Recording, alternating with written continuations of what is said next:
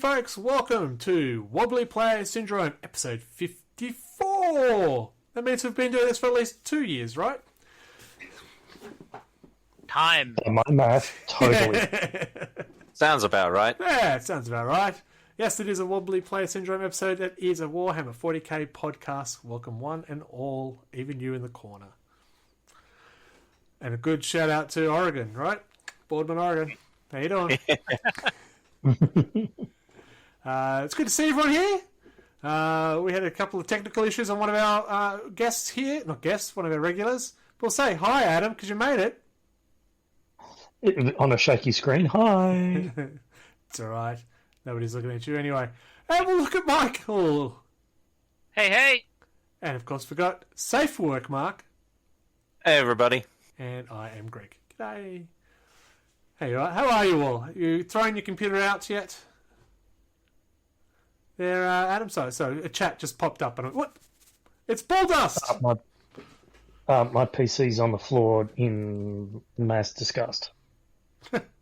Fair enough. Bull dust is unfortunately stuck in isolation, but it is here having a chat with us at the same time. Yay! You can tell one of us had to get COVID. We were due to play 40k. Yeah, pretty much. Fair enough. Yeah. It's becoming a theme. I guess next time we line up, it's going to be my turn to get COVID. Yeah.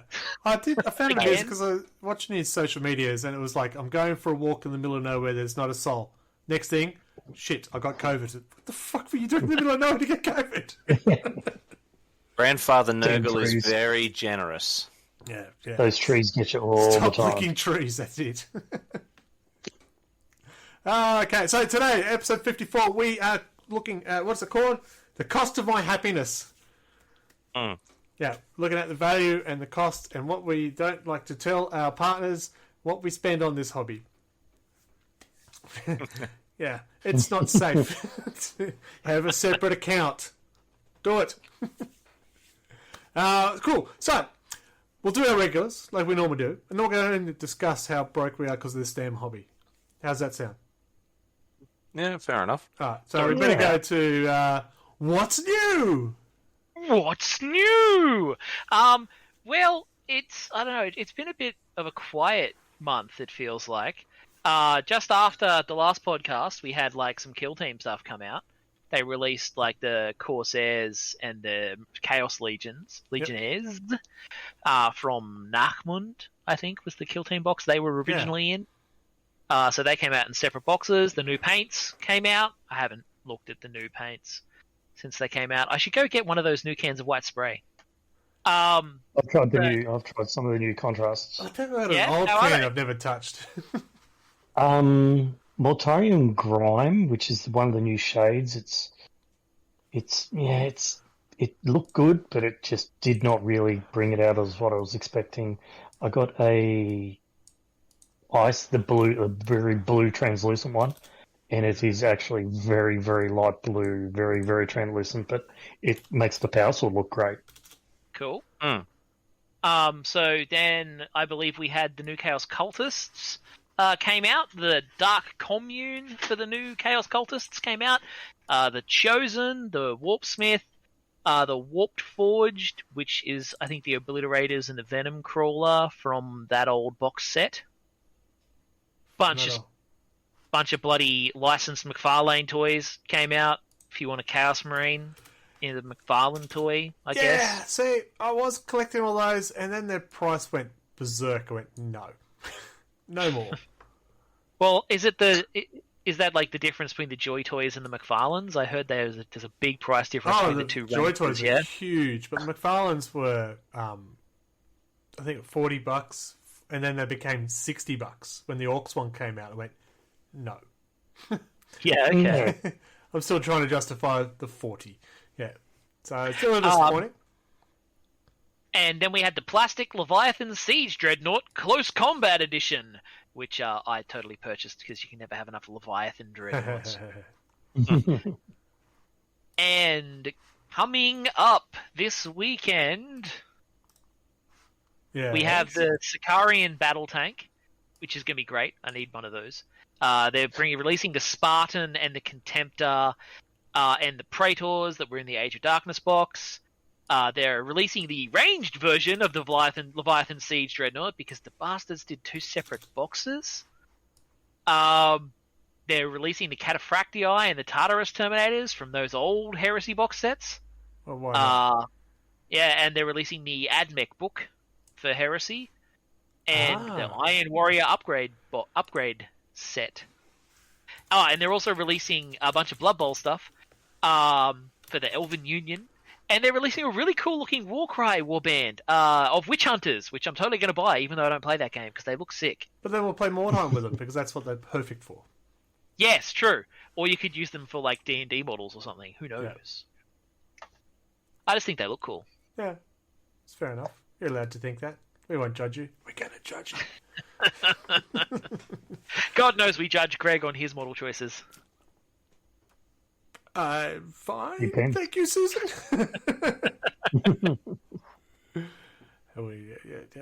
Let's not talk about squats. Cool. I was literally about to bring up the squats. Yeah. We've been teased again with squats. This time, 40k Dwarf Slayers in Power Armor. I do like the 2 Power Fist guy. I did enjoy that one. Yes. Although I did kind of look at him and go, he's holding those fists in a very dumb way. And then I realized it's because it's to the two-handed weapon pose, but they just put fists on it. Yeah. Yeah. So he's... You know what he's doing? Is... Ole! He's actually got a pair of little tiny maracas in his power fist. Hey! I'm going to see him down the street. It's got a whole gang of them, and they're all doing the click. I can see someone modelling a power sword or something, or a power hammer flying away. Yeah. I like it. And call him Butterfingers McGee. Alright, let's get into hobby progress then. Who's up first? Adam's up first. While you were in lockdown, not lockdown, where were you? You were in isolation. I was in isolation, yes, because I came home with it. I had a little bit of trouble painting, so I got in and I did the Hellbrute. Very hard to paint on the ground with no painting station or anything or any light. I should have put the photo of your actual work area, which was literally on the floor, because you weren't allowed to have a desk. Yes. So that's my Hellbrute that came up. Which ones are? What else is there? You got Abaddon, and you still got to do the base for Abaddon. Yeah, I've done the base. I've just got to shade his base. But Abaddon was actually quite fun. I actually followed a YouTube video that said this is how to do it, and I went, oh, he's not that scary. So he is almost done. I've just got to glue him down. Yeah. So blue tack is not needed anymore, and I think I've got some Legionnaires painted. Yeah. Over the last month. Oh, I didn't get any of those. Sorry, didn't get any photos. Oh, of those. yeah, that's all right. They're just normal Legionnaires. When you first sent through the Hellbrute, there's a little light behind it. I said, "Holy shit, he's put an LED on it." Thought, awesome. Not that technical. Just the TV. Yeah, just the TV. It's disappointing. Just the TV. I thought that would be awesome. He comes around with his own little red lantern. Yeah. I think it's me next. It is. I've been painting the Chaos Knights. I've been working on the Desecrator still. I had a bit of a hobby fatigue, so I stopped painting for a couple of weeks. I'm coming back to it now. It's coming along. I can see the finish line, doing the little bits and pieces at the moment to the detail. Guess what? The shoulders do matter, because I've got 2 knights. I painted all 4 shoulders, but not all 4 shoulders are the same.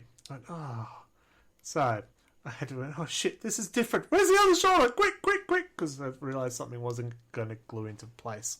It's very frustrating. And then I realised, oh shit, I haven't done the face piece either. Oh my god, where's that? So I had to do that too. So lots of bits and pieces. But there he is standing up before he fell over this evening.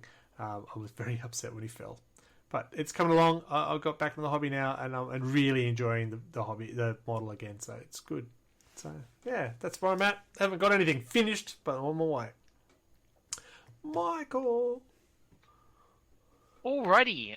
So I've painted a bunch of stuff. I'm currently trying to knock out a bunch of characters. I figured that I should probably paint like my librarian and tech marine and my chaplain and the lieutenants for my 4th company. So I'm just trying to knock out characters before. I'm still yet to do the actual model I'm supposed to be doing this month. That was last month. That was July's model. Yeah, but it was after the podcast was recorded. Oh, okay, yeah, cool. So yeah, I finished the Reaper. Then I painted last month's model, which was the Squad of Intercessors. And I've got to do the ATVs. Still haven't sprayed them yet, let alone started them.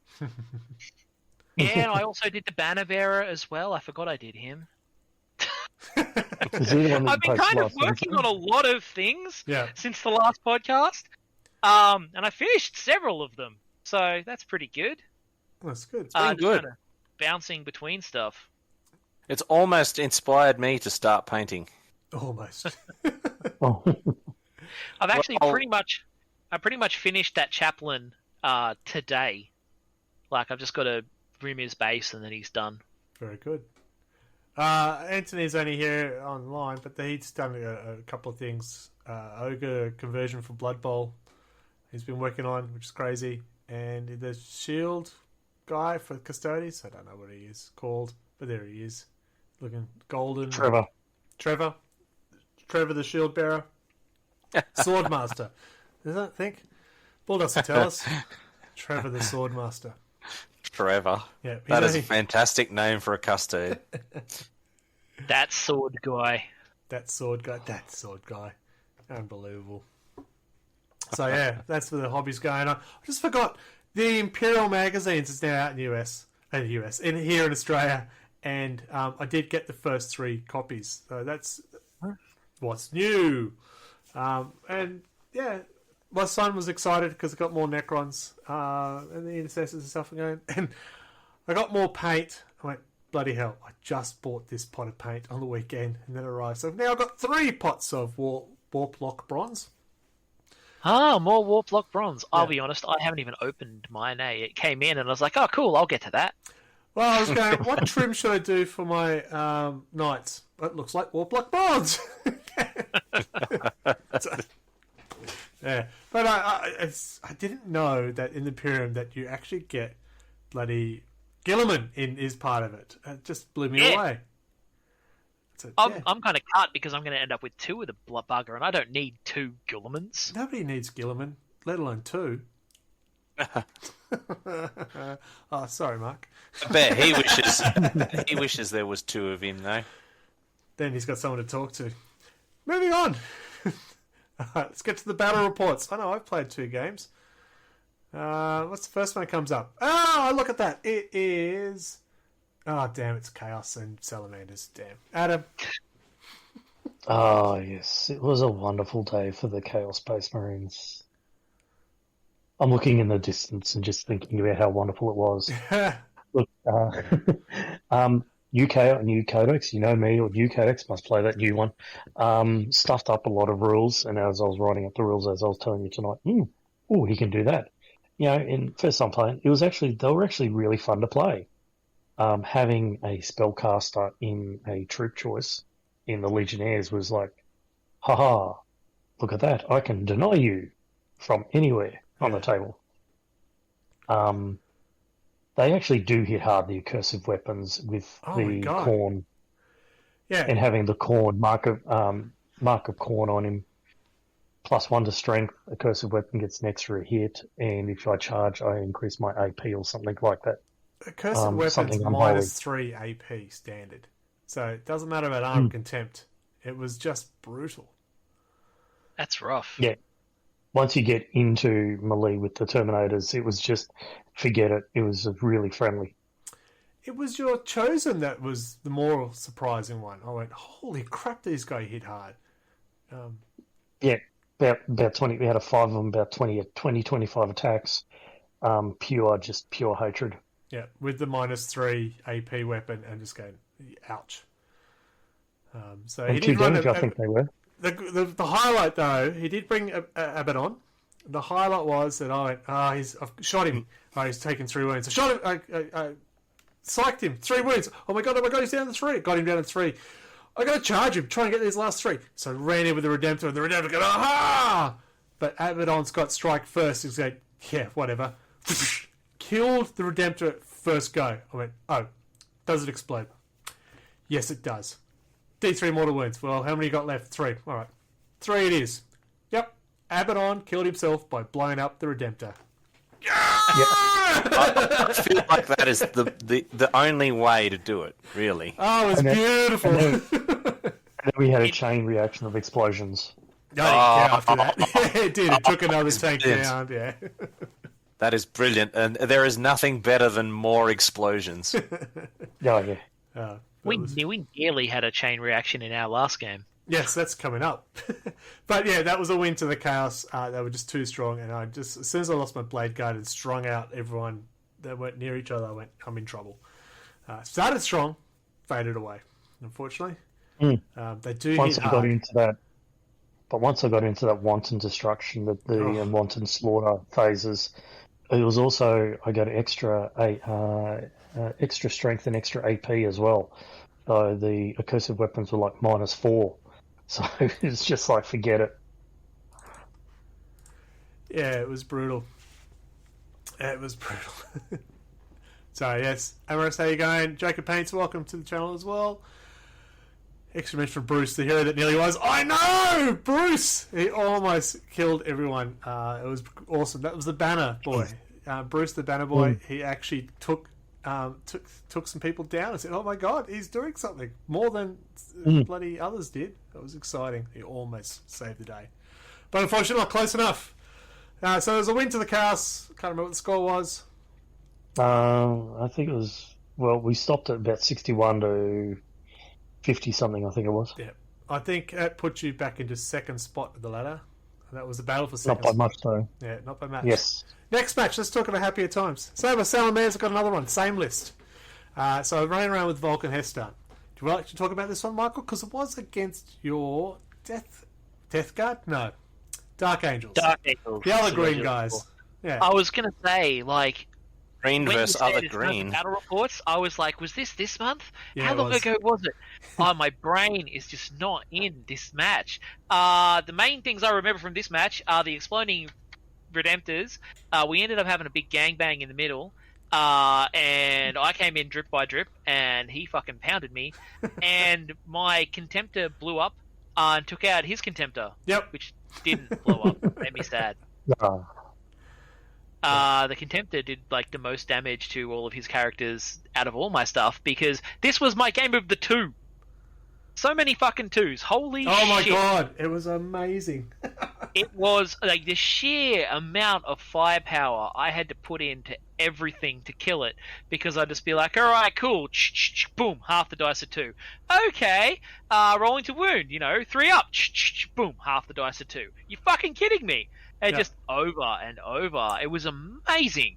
And I get the impression the world was telling you to go play Infinity. Well, I think the other part was you can't re-roll wounds against salamanders. So that was Yes, even you more cannot. frustrating when you're rolling 2s. So all my fucking guys who gave me rerolls weren't doing that. Yep. And my Same. abilities who gave me rerolls weren't doing that. So, well, not that I could ever reroll the 2s anyway. Yeah. But I did laugh Because at I your wasn't lieutenants. rolling that many 1s. I was rolling 2s. Yeah, it was amazing how many 2s. Richie Banner would have been proud. And in the end, surprisingly, it was only a loss by 5 points, if Yeah. I recall. Yeah, it was. We added up and tallied it up and went, oh, that was a lot closer than we It thought is it a was. It's a bit of a shame it wasn't 2 points. Yeah, we the game just took forever as well, because my brain wasn't working, so I kept having to look things up. Contempt makes it challenging when you both got it as well, because you just go, Yeah, oh, it was saved. such a When did save? such a slugfest. It's like, okay, yeah, saved. We were just pounding on each other rather ineffectually a lot. Yeah. But I did fall in love with the Redeemer Land Raid. I went, oh my god, Redeemer? Yeah, that's right. Oh, I love it. It's just so much fun. Because you charged it and you circled it and you couldn't smash it and go, what are you doing? I'll just fire on you. It was, I mean, fun. The Redemptor did surprisingly little damage. Yeah. Because it was just didn't roll to wound me on my fucking... My Redeemer, the Land Raider Redeemer, not the Redemptor. Oh, sorry, Yeah. the Redeemer. Yeah, when you try to hit it in hand-to-hand combat and still couldn't smash it in hand-to-hand combat. Going, well, why can't you smash it in hand-to-hand combat? It's a big green thing. Come on. Yeah, well, it was like when I was trying to finish off your wounded repulsor, Yeah. and I threw like an entire 10-man fucking assault squad into it, and they just couldn't take off. Like he had like one wound, It's true. and they're just like, whoa! And like, okay, cool, yeah, I need like I need like 5s and 6s, but I've got 40 attacks. Yeah. So Twice. 2s it is. And I still didn't kill it. Actually, I think I did, like, right on the last attack or something, but it was stupidly hard to do. Yeah. I still don't think it's worth the 374 odd points. But Some of my it's nids funny. shooting. It was good. It was, yeah, just astonishing. So that has made. I forgot to look up the ladder, but I know Anthony's still on top. Adam, with his win over me, puts him back into second place. Then me in third. I think it's Chris in fourth, and I don't remember the rest. I'm not sure if you qualify for a wooden spoon yet, Michael. I think you need one more game. Well, I was hoping to get that this month, but COVID and all. Yeah. But on the plus Look, side... we could probably extend that game just for another week. You'll get the game. But on the plus side, that entire 2,000 point army is painted now, because when I played you, just that Intercessor squad wasn't finished, and they're finished now. Oh, the next game will have to be on film then to prove it. Yeah. Well, by then I'll have more stuff. I'll probably swap in those ATVs so I get some more multi-melters in there. Because I'm painting multi-melter ATVs this month, ostensibly. I haven't started painting them yet. I built them earlier in the month. Yeah. Yeah. Well, my list was built around Falcon Heston because we've been reading the books, and I went, wow, if he's there, I need flamers and melters. And that's just what I just packed everything with. Man, he makes those flamers real fucking good. Holy shit. It's not bad. It's not bad. Put Agato next to him, that would make it a bit interesting. Anyway, let's move on. Let's get our break out of the way so get into the topic of the month, which is the cost of my happiness. I'm not talking about relationships, or maybe with our wallet, but that's not the point. Alright, stay tuned. We are Rollers, and we have the games for you. Be it board games, card games, dice games, or party games. You name it, and we have it. Find us online at rollersboardgames.com and follow us on Facebook and Instagram at rollersboardgames. From acoustic to distortion, Storyboard Concept is music that's honest, relaxing, and full ball rockin' music. Follow Colin at storyboardconcept.bandcamp.com. Welcome back. Hope you enjoyed the lovely tunes of... I can't even remember the ad, it's been so long. I think it's my voice. No, I think I conned my wife to do the voiceover. The power. Yeah. So if you're going to check out Rollers Board Games, play some board games, damn it. So, topic of the month. The cost of my happiness. What does that mean, Mark? What does it mean? Well, it means, is it worth it? Alright, so one of the big things we always say about GW stuff is its price point is not a budget price point. It is definitely a premium price point. But is it worth it? Because we all say, oh my god, the amount of money I spent on this, but is it worth it? So that's kind of the basis where we've come up with this conversation. Because at the end of our last podcast, we started chatting about it. And went, well, yeah, it is. And just thought, maybe we could do a whole podcast on it. Here we are, folks. Here we are. So we'll break it down in a couple of things. We'll talk about Games Workshop stuff first, and we'll move on to the third party and other things that make up the hobby as well. But GW price points, do they matter? Are they overpriced? Are they right price? Do we get value? Go. It depends. It depends on what you buy. Some things are hideously overpriced. Some things are not totally unreasonable. Like an example would be Hormagaunts. Yep. You buy those things, they cost you $75 for the box. At least last time I bought one, it's probably now $100 or whatever. Now, a unit of those starts at a minimum of 10 models and goes up to 30 models. So for one unit, you're potentially out like $300. Yeah, so in that vein, like if you've got a unit of Marines, of 10 Marines, and you're paying $80 for it, you usually only have 10 in a squad. Yeah. Yeah.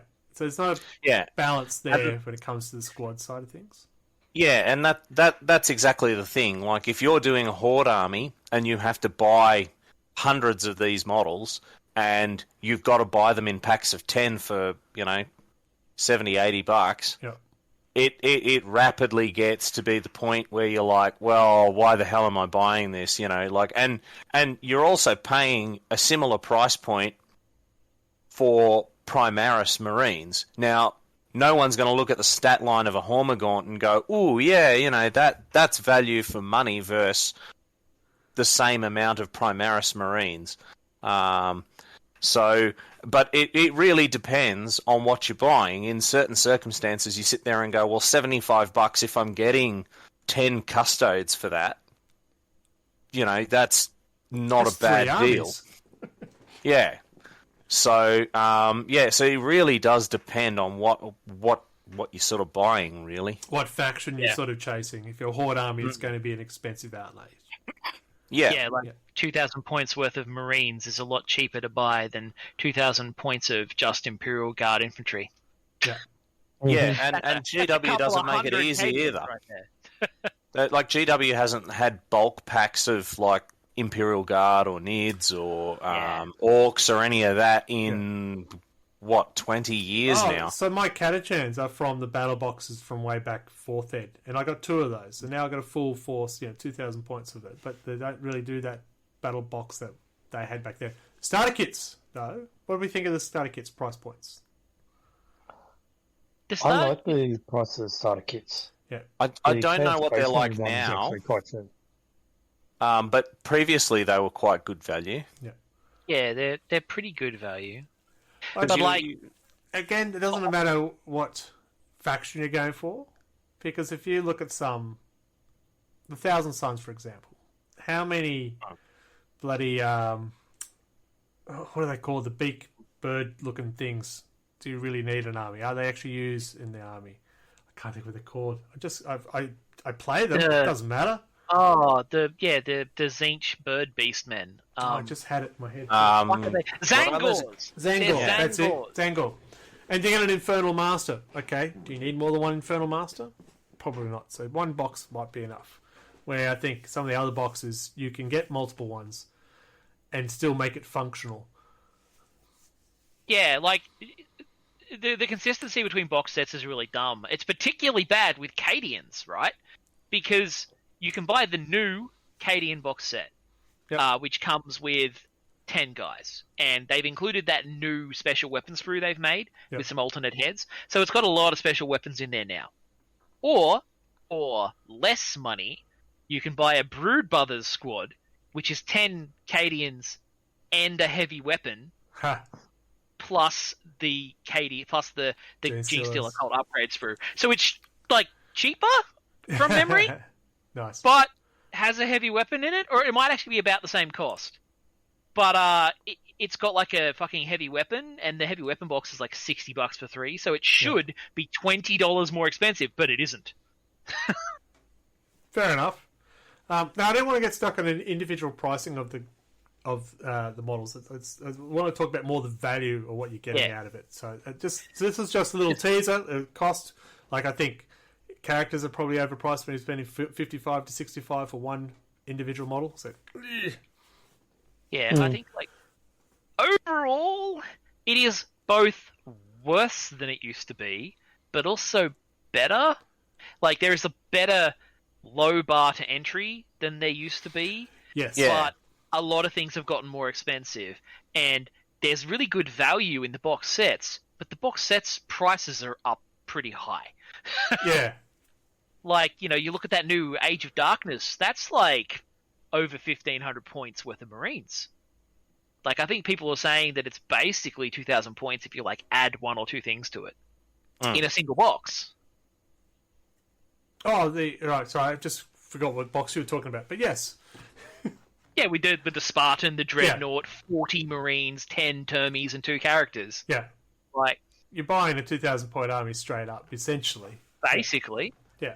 And that's a pretty good value box. Yeah. When you think about it that way, as a starting point for a Marine army. Yeah. And as you said, there's entry levels because the Imperial magazine that's just come out. So it's $80 $80 a month, right? You're getting 4 magazines, 4 issues a month. But you're also getting models. You're getting paints, you're getting brushes, you're getting clippers, you're getting a whole lot of scenery as well. And if it's basing off the Dark Imperium magazine, you'll actually end up with 2,000 points of 2 armies. So it's 2,000 points of Necrons and 2,000 points of Imperial Force. So it's a mix of Marines, Admech, and Sisters, and Guilliman. Yeah. So that's $80 over 2 years per month. I think that's pretty good to get 2 2,000-point armies over 2 years worth. So there are ways of getting things there. And if someone was so inclined, they could probably just go to the newsagent, like, a kid. You could go there every week and just buy the ones that were the Space Marines. Correct. And not buy the fucking Necron ones, or the Sister ones, or the Admech ones. Yeah. Just the Marine ones. And then they'd have a decent-sized army and they wouldn't have to pay for the stuff they didn't want. Like, I remember at one point I added up the Conquest one, which is, I'm pretty sure they're about the same value. It's about the same value proposition. Yeah. But I looked at the cost of Conquest and I was like, even if I didn't want the Death Guard, it's still cheaper than buying them all individually. Yeah. Yeah, that was the one I was trying to think of, the Conquest. So it was, you get Death Guard and Marines, and I've got a friend who did that so now his 2 kids have an army each. One's a 2,000-point Marines, one's got 2,000-point Death Guard. And the little guides on how to play it are in there too. Yeah. So it gives you some background and stuff like that. So the magazine's really good.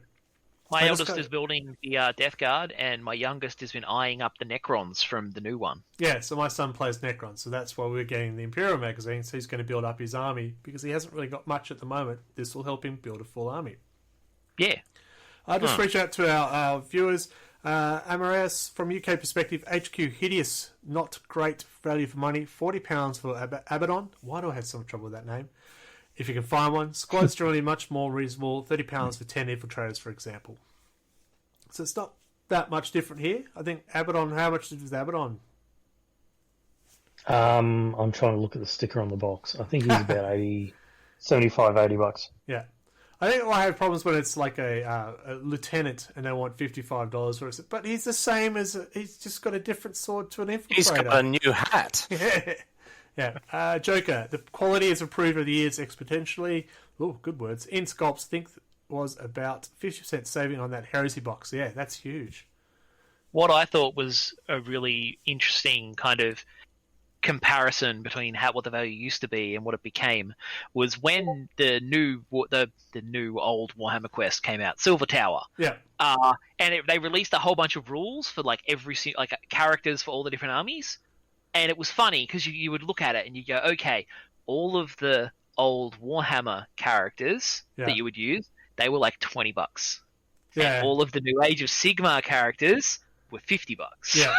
Yeah. First time chat, welcome, Kobaby1 Shinobi. Great name. I've done a lot of research on the cost here in the US and found the average is about 3 points per dollar. I'm interested to know what sort of lists you were looking at, because obviously if I'm looking at a squad of Poxwalkers versus a squad of Infiltrators, the points vary. Oh, I hated when they brought out Poxwalkers in a pack of 3. No, what was it? Death Guard in a pack of 3, Poxwalkers in a pack of 7. It was 5. It was some weird number, and not enough to make a full squad. 2 boxes is too much. Yeah, it was ridiculous. Yeah, it was like the hot dogs and hot dog buns type thing. Yeah, exactly. It. Yeah. I got annoyed when they changed back before AOS came out, when they changed skeletons to be in boxes of 10. I'm like, who uses a box of 10 skeletons? You use them in squads of 40. Yeah. They came in boxes of 10. And that's the thing, because as I said, I mean, when I was starting my NIDS army, I'm like, okay, I need like 40 Termagants, and I have to buy them in boxes of 10 at $75 a box. Like, I was just like, what? Yeah. I'd love to play an Orc army again, but I just can't do a Horde army. It's crazy. I also hate when you go, I want to build a whole squad of chainsaws and bolt pistols. I only get 4 chainswords. Man, now I've got to buy another box. Great point. When I did the Scourges, I wanted them all to have haywire rifles. You get one in the box. And I had to look everywhere to try and get it. And at the moment, we're just talking about this off air, is the lieutenants. If you want a lieutenant with a certain loadout, you have to buy that model. It doesn't come with a captain we were talking about, with every loadout. You had to buy, I've got to get this one, now I've got to buy this one, I've got to buy this one. Which seems to be becoming a bit more common in some areas. But they have been making that a little better. Like when they released the new Phobos Captain, the new Phobos Captain can be built with 3 different loadouts. Yeah. Which is probably more than any other Marine Captain they've released so far. Yeah. So that was actually surprised me when I opened that box, and it wasn't just the 2 that they advertised. There was also the Power Fist option, which I didn't even think was in the Codex. That's a good point. When that came out. No, I didn't think that's illegal build either. Anyway. Well, yeah, it's in there. Okay, sure. Well, if you can't do his rerolls, might as well make a fist of it. Yeah, may as well fist something. Yeah. But it's weird that, overall so many things are not great value, but at the same time I feel like they've made it a little bit more accessible with things like Warcry and Kill Team and Necromunda. Like a lot of those games, it's easier to get into them. Yeah. Than it used to be. even the starter sets are much better. Yeah, like the 3-tiered starter set thing that they've been doing, that's such a great idea. Yeah. Like, those things are so cool. Like, you buy the basic, super cheap starter set, and, like, the box is terrain and everything. And it's so cool. So, great starting points and stuff like that. So, done well in some areas. Some things are just question the pricing, absolutely. I remember when they brought out the Space Marine chapter add-on sprues. So, you get a couple of shields and...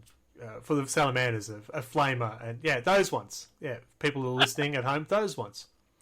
I went through that so quick. I went, I need more, but Radio Mike held up an Imperial Fist Primaris transfer box set. They were the same price as buying a character. So no, that's not right. But anyway, I just bought a bunch of the Dark Angel upgrade shoulder pads for the new Heresy Beakies. Oh, didn't you see what I posted online so you could have a look at a few things if you like Dark Angel stuff?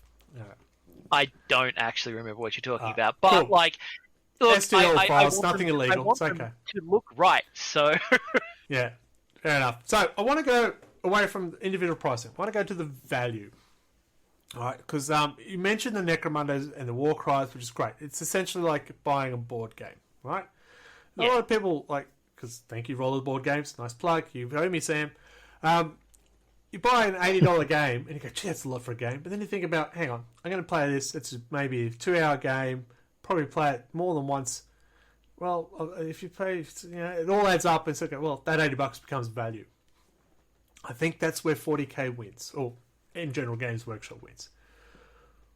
I started back in Rogue Trader. I had a break between 4th and 7th, got out and stuff like that. But I've come back and I can still play with miniatures I bought all the way back then. So all the money I spent back then, which at that point I was a young kid, which money was a lot. Money was bigger then. Yeah. So when we're talking about we're buying blister packs for $15 back then, but for me at that age, it was a lot of money. Yeah. And I think that's where the value comes in. All right.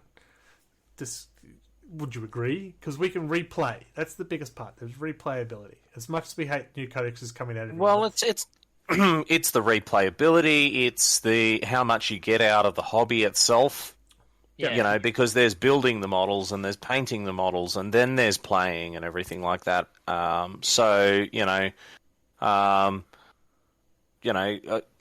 mean, some people don't see the value in building minis or the painting side of things. But you've generally, at the end of the day, you've bought it so that you've got a thing. Yeah. So, you have a thing ultimately at the end of the day, assuming you actually build it. Yeah, like, you can build your army and you've spent a lot of money there, but you've got that, and you're going to get hours and hours and days of enjoyment, and that might just be one battle. Yeah, Depending on who exactly you're playing right. against. Yeah. Well, our games, what they say, 2,000 points should be 3 hours. So when we do our 5-hour games, Yeah. You can get 1,000 plus 1,000. Quick 5-hour game. yeah, for that's say 3 to 5 hours with a mate, spending time with a mate, hopefully in an enjoyable sense, not being absolutely smashed and you want to flip the table. And you do that. Well, we're lucky enough to try and get at least a game a month. I think the value comes in there. Yeah. I look over there and look how many models I got there and go, I don't want to know the price tag I've put on that. But then I think about how often I play and how much I enjoy it. That's where the value comes in. Yeah. The real value is the friends we made along the way. Yeah. Oh. Next That's week, we'll be talking My Tuesday. Little Pony. Kenobi winner, Shinobi, as just coming back. The Mephitic Blight Hall is 27 per model. The Pox was 35 to the 50 points. So, yeah, okay. 220. So he's just explaining his 3 points per dollar. And he's using Deathwalkers. Oh my god, Death Guard as an example. What's that damn thing called you had? The Venom Crawler? No, Venom Throat? Venom Crawler. I did get it right Venom the first Crawler. time. Bulldogs. Just Hobby is super relaxing and a lot fine. cheaper than a therapist. it is. That is Yep. true. That is true. It is cheaper than therapy. Yeah. Obi-Wan Shinobi. Blood Bowl is one of my favourite GW products. Yes. Best value I've seen from GW. I still have my phone boards. I still love Blood Bowl. I just don't get to play it as often as I'd like. Yeah. Yeah. But Blood Bowl is a great example. It's a traditional board game almost. The same with the War Cries and moving miniatures around on a board game and stuff. It's great. You're going to get... The social part of it is fantastic. Even with the people we've got on the stream here. It's great. Yeah, like Thank you. a lot of those side games, I think, are some of the best value things that they make. Like when I was a kid, my neighbor had a copy of Warhammer Quest, Yeah. and we all bought the Warrior Pack we wanted to play, and we all went to their place and played Warhammer Quest at their place, and so we were spending like $25 for the Warrior Pack, and like one of us had to have the base game, and then we just all played that for freaking hours and hours and hours, like. Yeah. Well, that's it. It's the value. I think the only criticism I have is the book side of the hobby. Yeah. The multiple codexes, the multiple books, and now they're doing the quarterly releases or annual. The annual General's Handbook style releases. Like, I'm still mixed about that. I like the idea of getting yearly updates, but I dislike the idea of basically the game rules being a subscription. Yeah. Yeah, I can see that's where they'll go. That's where the app is. We could talk about value for money for the app and the Warhammer Plus. And lack thereof. Value for money for the app. It's shit. Okay, so it's definitely not the battle roster we asked for, is it? Yeah. No. I do like the live rules, so if it's updated, it does go into there, so you can go, haha. As long as I've got the codex for it, I can check it. Yeah. I will admit that is very cool. Yeah, that is probably my favorite piece of functionality it has. Yeah, and if they did a proper battle roster, maybe it's worth it. Well, apparently I was in the local Games Workshop store on the weekend, and he was saying, "Have you seen the new Battle Builder for 40k?" And I went, "Huh?" Apparently, it's in the community website. Where? Battle If Builder. it's the same one that they talked about last year, it was shit. No, I don't know, but he's kind of like said it's actually in the community drop down. There's a button, Battle Builder. It's called. Okay, I think they did have one that was meant to be the on the teaser before website? the app came. Yeah, look it up. from I'll the move on. community website. I might have to check that out. I'll be surprised if it's not terrible. Right. I might be surprised. Who knows? Now, as long as you're not playing tournaments that are sponsored by GW, you also have the option of third-party miniatures and bits and stuff like that. It expands our options regarding miniatures and customize our miniatures the way we want it. If we want to have really long hair on a toad, we can do so. I don't know why you would, but who wouldn't anyway? And there's so many great companies out there. Unless you're going to pass, I'm not plugging you right now. I'll just leave it a blank there so when they come back to us. Right, I can enter the plug there. Cool. There's that part of the hobby. Now, where does that fit with the value of the hobby? I find it's because obviously having two 3D printers. We're not talking about you haven't read the run sheet, mate. We're not talking about 3D printers. We're talking about third parties. No, but because I have... We're going to go back to 3D printers. Minis. We're going to go back to that. I'm sorry, I forgot. I'll come back to that. All right, third-party minis. I think they're actually quite good value as long as you are able to play them. They're all different, and it adds more flavour to your army. Comes back to you enjoying your hobby and what you want to play it as and stuff like that. So if you're using Victorian miniatures or Cromlech stuff, you're doing it because you love the look of the miniatures. As long as it's clearly able to be recognised by the opposition, go for it. Yeah, basically. To be fair, if you're using Victorian miniatures, you're probably paying about the same cost you would be for legitimate ones. Yeah, I do have... I have beautiful miniatures, but I'm going... Oh. Yeah, I mean, I love them and they're fantastic, but they are basically the same cost as the actual ones. Yeah. And it's funny, I'll balk at that, but I won't balk at just go down and pick up something from GW. Why is that? Well, it's probably because Victoria doesn't want to get wasted by GW's copyright lawyers. So the fact that they're not a cheaper substitute probably makes her less likely to get sued. Fair enough. They are beautiful models, though. Check out some of the stuff. And that's just the thing is that, yeah, I mean, if you're paying for top shelf sculpts and stuff, you know, I guess that's the price. GW is kind of setting the bar there for the really good sculpts. Yeah, there are some higher price sculpts, but they're just beautiful. Creature Caster is one that comes to mind. Yeah, the Greater Demons from Creature Caster are really cool. I think that's where the value of your hobby comes into how much you're enjoying the hobby itself, because those models, oh my god, I'm terrified to paint one. Do I do it justice? But they're just beautiful models. Sorry, Imperial people, you don't understand.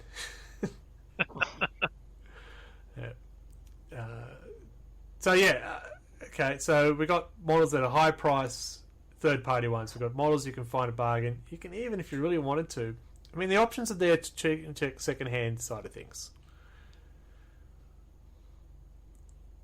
Someone else speak. I regularly go through eBay looking for really bad models, bad painted, and hope to pick up something cheap. But I've never found any group of armies that are actually cheap. I mean, you do pick up a lot of cheap models. I wouldn't say you pick up cheap armies. I did pick up basically Battlefleet Gothic armies, like stupidly cheap for what they were. I've got a regular store I use. It's an auction, so I end up buying it, and I get sniped a lot because it's in the UK. But yeah, for individual models, and sort of I just want to top up something, but I don't want to buy a $50 kit to have one model, so I'll just buy the individual. Kit bash is coming around the corner. Buy a stack of grenade launchers. Yeah. I actually ran out of shoulder pads. But how the hell did I run out of shoulder pads? So I had to go get some more. And salamander transfers. You don't want to buy $40 worth of add-ons to just use the transfer sheets. Okay, that makes no sense. So there are options there to customize your price point for GW items. Oh, sorry. Bulldust just put up his kids were super cheap, $20 for about 1,500 points. So I'm going to think instead of saying kids, I think he meant to say NIDS. Otherwise, selling your children is not condoned on this podcast. Or is it? Well, you got to afford the hobby somehow, I guess. Yeah. Yeah. If Kenobi One Shinobi, I think if there's a desire, there's a market for it. Like the Skaven release, they're still selling models from the 90s, and I don't think it's reasonable to make someone pay $20 for a single Scryer Acolyte. That's where third party really is needed. Yes. Yeah, this feeds into something we were discussing before the podcast, where I was bitching and moaning about how I don't like being edged about the Squats release, and I was also pointing out how many third-party, like, Rogue Trader style Squat models have been getting released in the third-party sphere, and people are selling those quite successfully, because Games Workshop haven't released the Leagues of Votan yet. I mean, that even extends to just old kits, because, I mean, as I said, go have a look at the promo pics on the Imperial Guard, and those advertising photos date back to, like, 1991 or something like that. They've got crazy eyes, and all sorts, like, the painting is, the promo shots for the Catachan Jungle Fighters are particularly bad for that. Yes, like it was really good painting back in the day, but by today's standards, the painting is just god awful, and I don't understand why nobody in GW in the last like 30 years has gone, hey, well, maybe let's just update that picture, because they don't have any plastic Catachans to paint. They've done them all. So, But and that's where some of these third parties really sort of fill that gap with their Imperial Soldier, or like, you know, I can't believe it's not Space Marine, or, you know, stuff like that. Do love their creative names, the Space Evil Elves. Yes. I saw the one, someone was talking about some third-party heads they bought that were called Roid Soldiers. They were Space Marine-sized heads. I love it. Cool. Paw Hammer. Acceptable? So, Paw Hammer. What's your definition of Paw Hammer? Like cardboard boxes that have Land Raider written on the side of them, or, you know...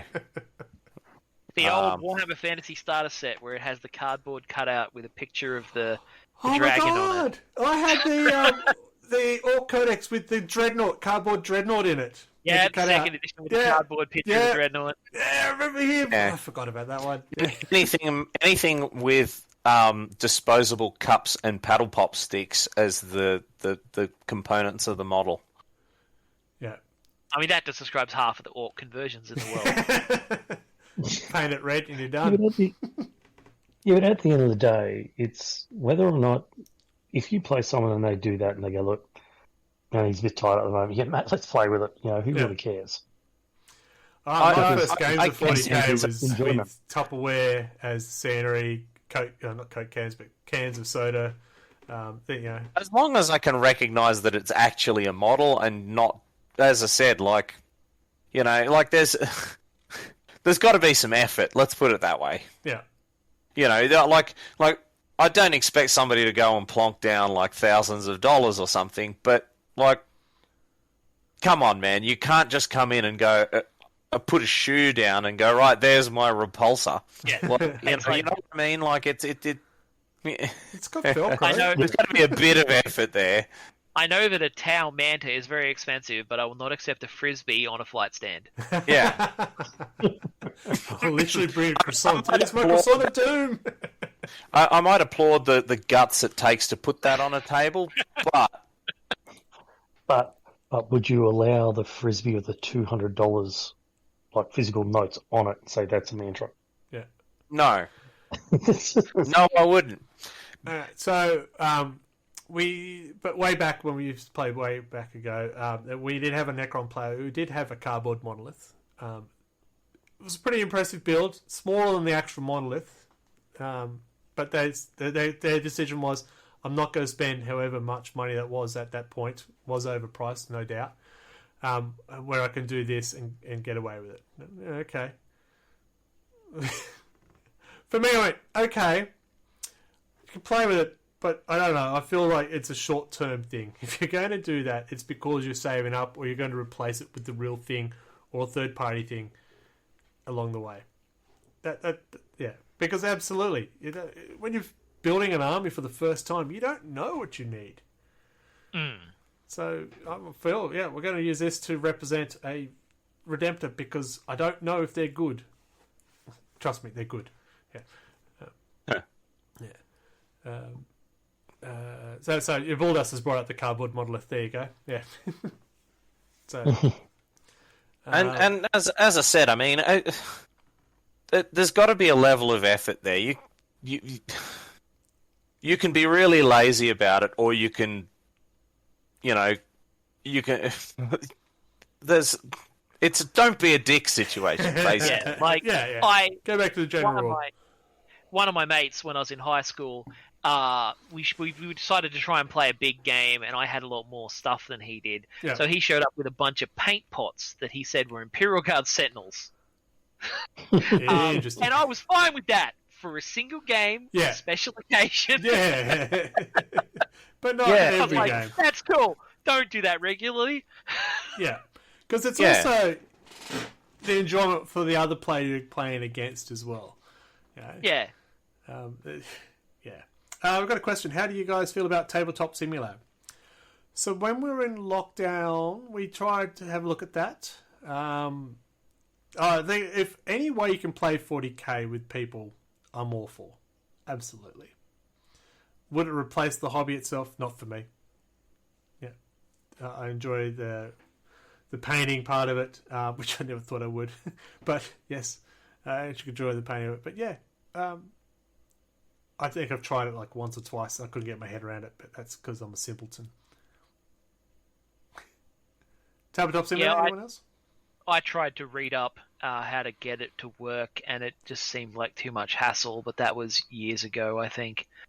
A couple of people mentioned it in the pandemic, but no one I know knew how to make it work. So, I mean, it's a cool option if you've got it working, you know what to do, and you've got people to play there, and, that's great. It's not in person, but it's bringing something different to the table, certainly. Yeah. Mm. And I mean, if it allows you to play a game with somebody, in a lockdown type situation, I'm definitely all for it. I just never picked it up, just because you guys took a look, and then I was like, well, all the people I would play have kind of gone, okay, this needs some serious... So we decided to play Dawn of War or Space Marine instead, so we know how to use these. And we played Blood Bowl. Blood Bowl, that's right, we did. We had a couple of seasons of Blood Bowl, Yeah, we played virtual Blood Bowl because an online game is better than no game. Correct. Yeah, it was a lot of fun. Yeah. I think it's good if you... Like, I've got a few of my followers who are not in the same area, so it might be an option to play against them that way, because they're not travelling from Taiwan to here. Not as easy as you may think. Yeah. I mean, you can't expect them to travel from Boardman, Oregon. No, they better, but no. If you do, you better make sure you let us know. We'll have something special for you. A cold beer. A real one, none of that American stuff. You'll be fine. Alright, so, Adam, you started talking about 3D printing. No, not anymore. So we do want to talk about it because it does change quite a lot in the model world. Right? You can now print out a full tank, infantry, whatever. You can do the whole lot, or you could just do little bits and pieces and stuff like that. So it does change the game, and so much so GW, if it's a GW sponsored tournament, if you've got a 3D printed thing, it gets removed from the table. I think it's a bit extreme, but anyway, if it's a whole army 3D printed at GW, absolutely. So I think GW would let you 3D print your own like kit bash type stuff. No. They went over the tournament rules recently, and you could as long as the model was not distributed, as long as it was a custom thing that you had done for yourself, and it was based on a original GW model, they would allow it. But you can't just go on like the pirate site and get I can't believe it's not Marines, make your whole army and then rock up to GW. They'll tell you get bent. So, but where does, apart from the GW tournaments, which we're not tournament players, Yeah. does that devalue the price of the GW stuff compared to printing out 3D? Has anyone decided, no, I'm not buying anymore, I'm going to just 3D print my armies? I haven't.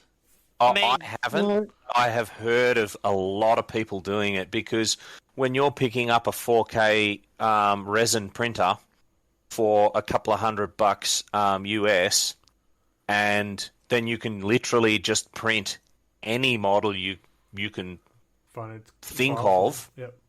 And it's and the detail is there. It's the same. It's as good as anything you could buy anywhere else. And you're churning out models at $1 or less a model. I mean, Yeah, that's pretty no-brainer.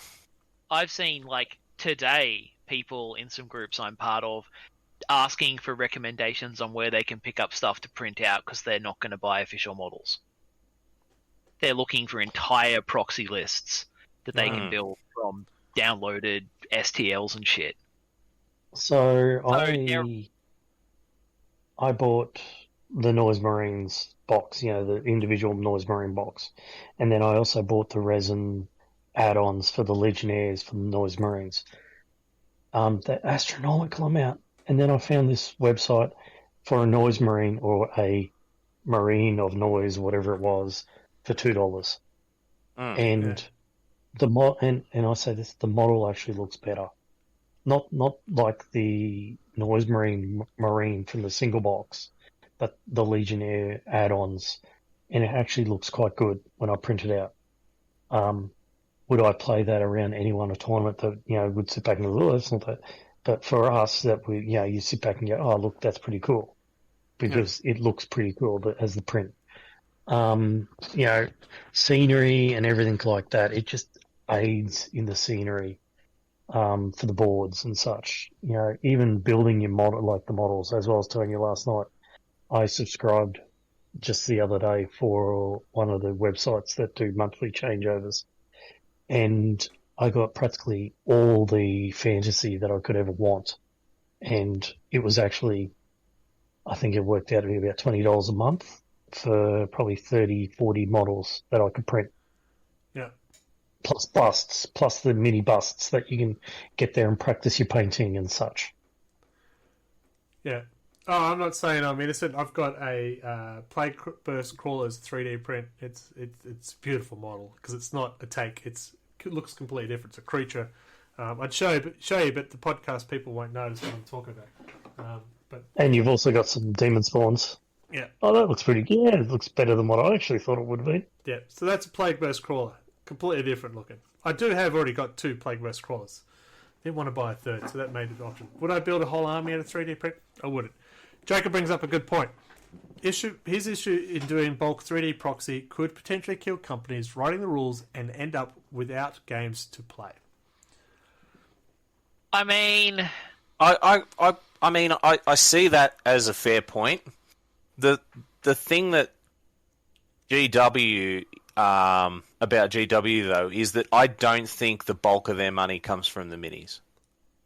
I don't, because they're doing so many books, they're doing so much media, they're doing, there's so many layers to the way they're running their business that I don't think models would sink them. Like smaller companies, for like other games, 100% they would probably fold from that kind of thing. But and it's one of those fine line type things. I mean, I don't think Games Workshop is remotely in any danger whatsoever of having their business even damaged by the 3D printing market at this point.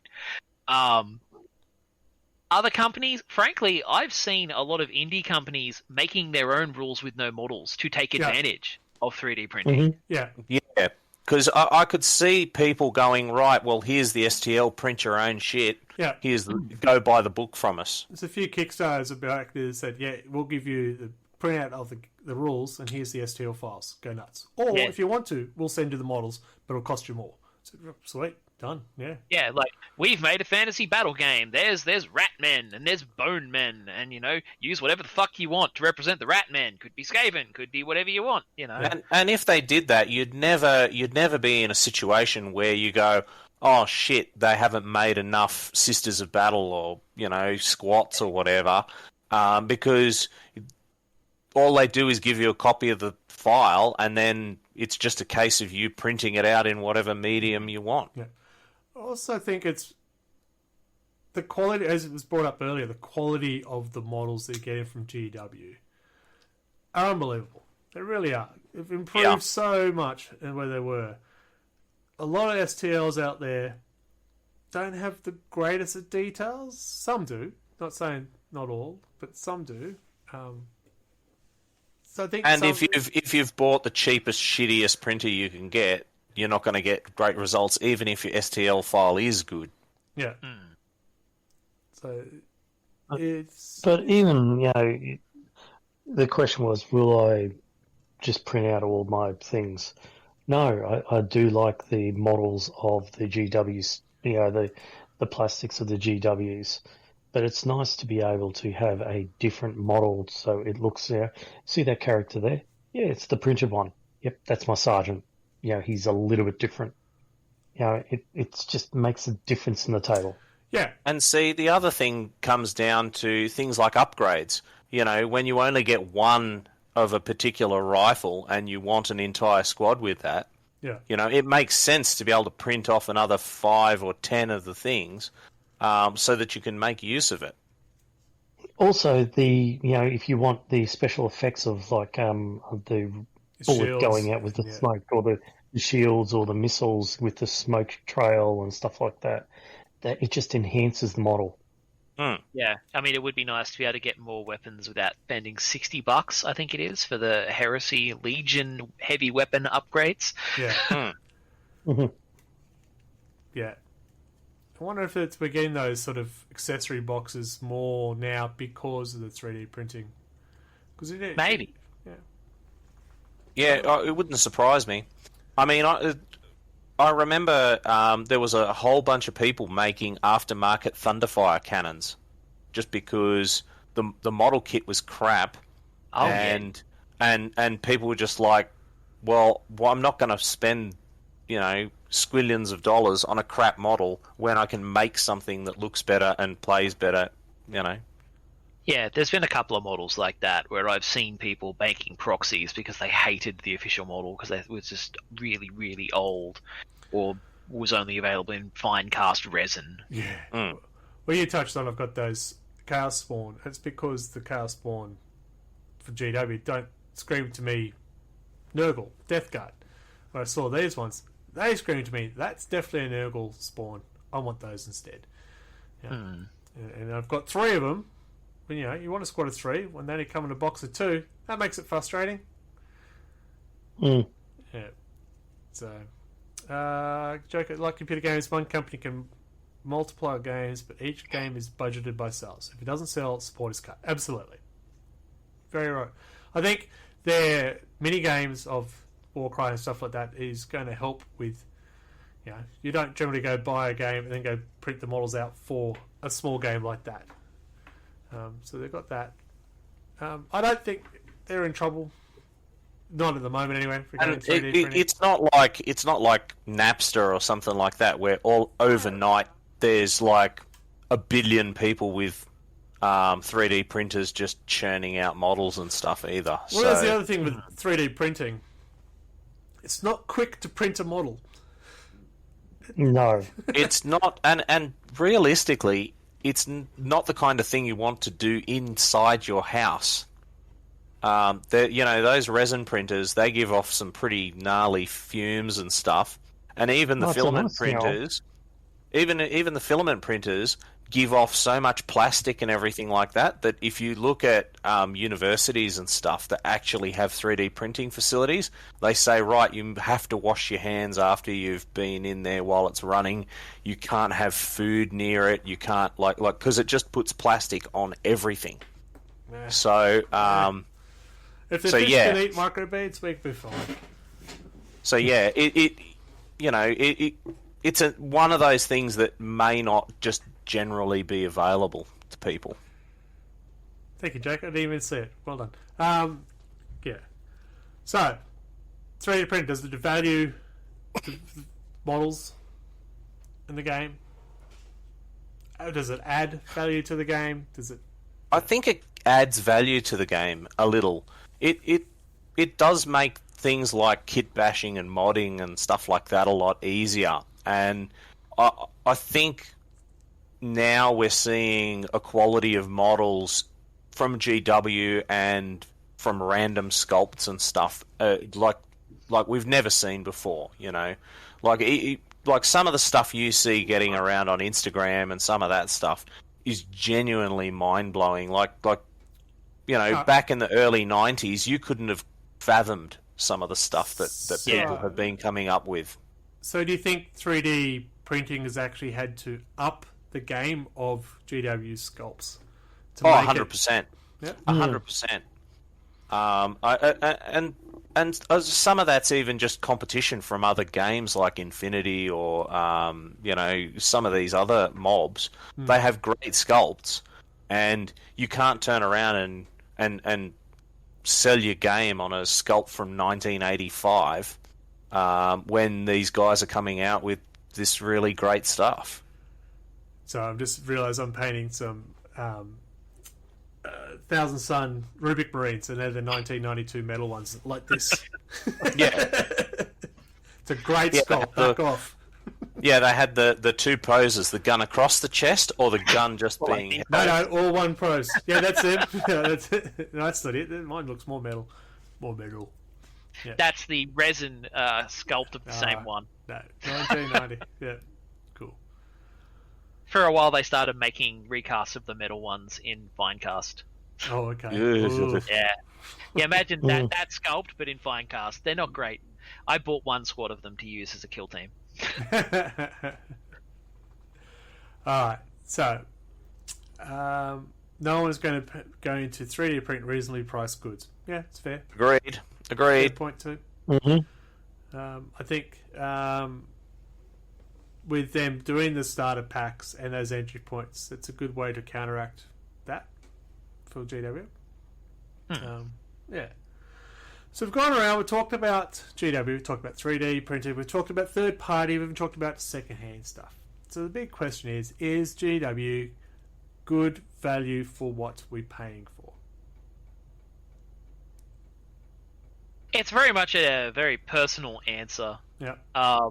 Is the lame-ass answer to that question. It depends on your situation. Alright, so I have... won't talk about how many armies each have because Michael will be here all day. I have multiple armies, and he's going to count. All right, final count: 1, 2, 3, 4, 5, 6, 7. Shit, 7. Shut up.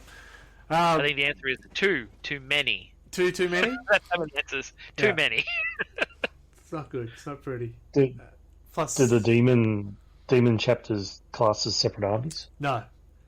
Make yourself feel bad. Yeah, still got my orcs. Son's got the Necrons. It's too many. I think I've got 8. So I've got several armies.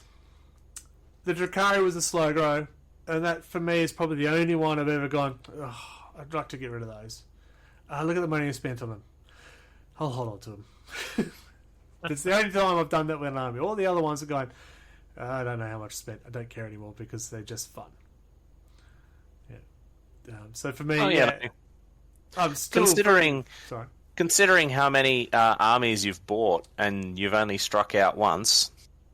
It's not too bad.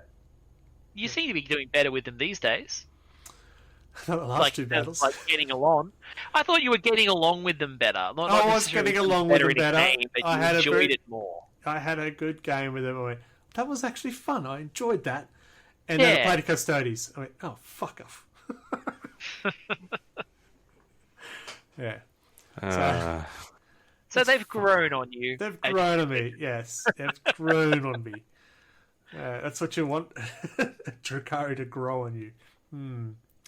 I think the hobby is great value because, as we mentioned, we've got the hobbying part of it, the playing of it, the social part of it. Spent a fair amount, but I still look to try and find a bargain. If I can find a box set for GW at a decent price, I'll grab it. If I don't, I'll go to GW and just spend it because I know I'm going to play it. I know it's going to sit around with me for hours and stare at me, tempting me. Yeah. Yeah, and I mean, ultimately, we still buy genuine minis. Ultimately, you look at it, you go, "I want it," so you buy it, and in a lot of cases, that's good enough value. Yeah. Well, I went to one of the shops yesterday with my son, and I went, "Oh," as I was telling Greg, "Oh, Dark Commune. Do I need it? No, but I like the models. Buy it." Yeah. Nobody looks at Warhammer and goes, "I need that." You generally really, really desperately want it. Well, but yeah, just in terms of the value of the stuff I've bought in the hobby, thinking about it, all of my longest friendships have been from people I met playing this game. Yeah, that's good value.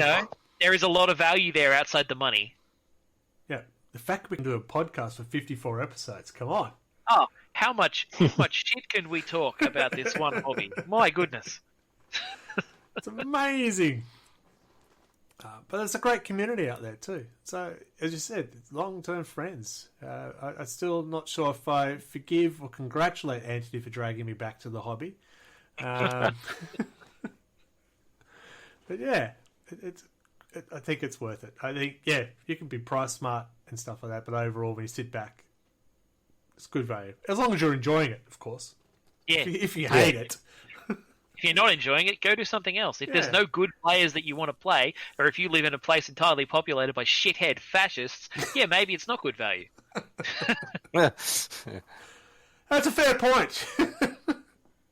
Yeah, don't buy things you don't like. Yes. Buy things you enjoy. Don't do things you don't like. It's pretty good value across the board. Adam, you got anything else to want to say? Me? No. Oh, good. I'm glad you're here. I talked. You did. And I've shaken. Yeah, the steady cam down in the corner there. Yeah. Yeah. All right, my fingers are starting to cramp for holding my phone.